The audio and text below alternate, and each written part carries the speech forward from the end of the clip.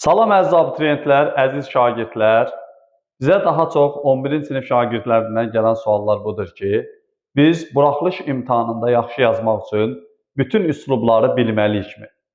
Əziz şagirdlər, 11-ci sinif buraxılış imtahanına, bəli, sizə 2 mətn təqdim olunur ki, onun biri publisistik üslubda, biri isə bədii üslubdadır. Yəni siz funksional 5 funksional üslubun ikisini daha yaxşı bilməlisiniz. Amma digər yerdə qalan 3 üslub haqqında da məlumatınız mütləq şəkildə olmalıdır.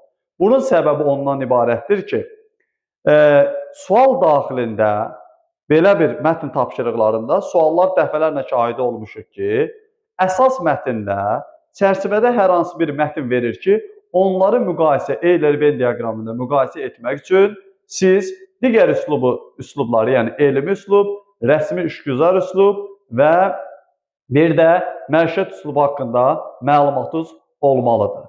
Yəni, hər hansı bir çərçivədə elmi üslub verib, əsas mətndə bədii üslubdur. Elmi üslubla bədii üslubun xarakteri xüsusiyyətini bilməlisiniz ki, onları Euler-Venn diaqramında müqayisə etməyi bacarmalısınız. Bizim kanalımızda da üslublar haqqında məlumat var. Bu tipli videoların gəlməyini istəyirsinizsə, kanalımıza abunə olun, bəyənib paylaşmağı unutmayın.